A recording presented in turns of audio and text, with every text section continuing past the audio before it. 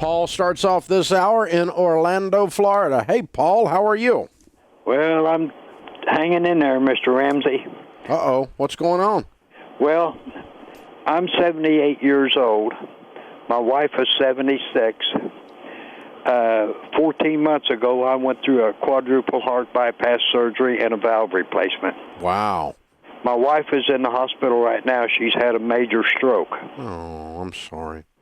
We are $28,000 in debt to finance companies. Mm-hmm. And we are right at this particular point in time, our bills are up to date. But we're having to go to a payday loan to get money to take care of them every month. Mm-hmm. And, we got rice, but we don't have the beans to go in them. I hear you, brother. And we've reached the point that we're ready to file bankruptcy. Mm-hmm. And I've listened to you for a long time. What's your suggestion? Okay. Do you own a home? No, sir. Do you own a car? No, sir. We have a 30-year-old RV that we live in. We owe about $3,000 on it. Mm-hmm. We have a 21-year-old automobile that was paid for, but we had to spend over $1,100 to get some repairs done on it. Mm-hmm. Does it have a lien against the title on it? No, sir, it does not. Okay. All right. And what is your income, sir? Between the two of us, it's $2,104 a month. Okay. And how much is your RV payment? My RV payment is $300 a month. Okay. Where do you park it? We live in a park out here in Orlando, and the gentleman that owns the park, the rent is usually about $520, $535 a month. We're into it for $425 a month, including electricity, water, sewer, the whole bit. Okay, so the payment on the RV and the payment to the park doesn't go away if you want a place to live. No. In any scenario. Okay. No. So then the rest of it, the rest of the debt is what's called unsecured debt. It does not have a lien on anything. Okay? No, sir. And don't ever walk into another payday loan place. Ever. Now, here's what I would walk you through. I don't think I would file bankruptcy on only $28,000 in debt, even though you have this bearing down on you and this driving you crazy. But here's the scenario, okay? If any of those people sue you, there's not anything they can get. You're what we in the business call judgment proof. Well, one of the finance companies, two of them are signature loans. That's all. It doesn't matter. Okay, the third one, the people told us, well, we've got to have some collateral.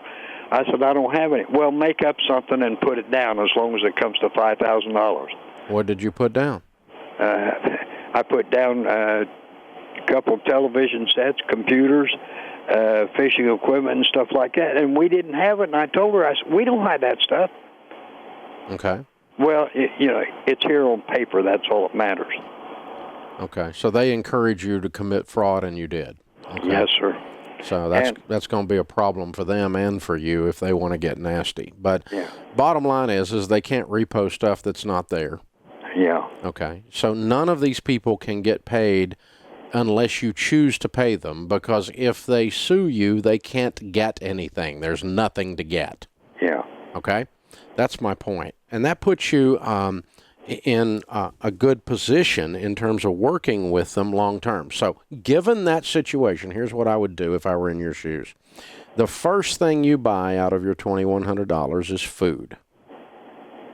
The second thing you buy is you pay the RV payment and you pay the lot payment. Yeah. Now we have a place to live, we have water to drink, and we have electricity, and we have food. Yeah. Okay? We haven't used up $2,100 yet. But you need to prioritize in your mind what's most important. Food is first. Yeah. The second most important thing is shelter, and that's costs you $725 between those two payments. Right? And so, if you spend $500 a month or $400 a month on food, you've still got almost $1,000 to begin to work on some other stuff with as you want to and can. But there's not anything they can get because the money coming to you is Social Security, and they can't put a garnishment on it. Well, I pay my mother's phone bill every month, and it's only $46. Well, I mean, and Mom is 96 years old. You can do that. I mean, you can choose to pay that bill. But then what I would do from there then is I would look at these other debts, the other $28,000, and pick out one and begin to work on it. And just let the others sit. They're going to scream and flop in the floor and foam at the mouth. But so what? If you file bankruptcy, they're going to do the same thing. Yeah. And you're going to go spend $1,000 or $1,500 to file a bankruptcy that you really don't need to file because they can't get anything. Well, our doctor, his brother is an attorney, and he's representing us free gratis.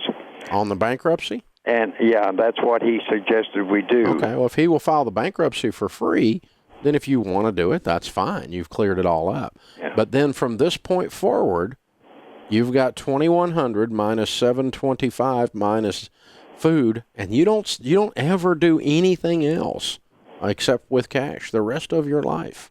Yeah. Because you're done. I mean, you cannot go back in these places. You can't think about it. I mean, you can't go to a payday loan. I don't care how scared or how broke you feel or how desperate you feel to repair your old car. You just can't repair it until you have the money. Yeah, right.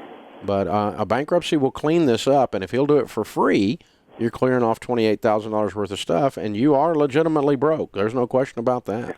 Well, the only thing I have to pay is the filing fee, which I think he said was $140. Yeah, that sounds right. That sounds right. Okay. And if he'll take good care of you and walk you through it, it's really not it's a difficult thing to go through. And with your wife being ill and you facing all of this, it's an emotional thing to go through. And I never recommend it. You've listened to me for years. But if you want to go through that, I'm not really mad at you. Yeah. You're in this situation because these people are being nasty. I mean, you're getting phone calls that are make a person's hair curl right now. Well, one of them was very, very nice because I explained to him one of them. What about the other ones? They're pretty upset with me. Yeah, well, that's the technique they use, and their nastiness just boxed you into a corner while your wife's in the hospital with a stroke and you're 78 years old. So they shouldn't have done that. It wasn't wise on their part. I mean, if you go through this, I'll help you any way I can. If you don't go through it, what I just outlined will work too. But if you got a guy filing it for free, it's a viable option in this situation. So good luck with it, brother. Sorry you're facing this. This is the Dave Ramsey Show.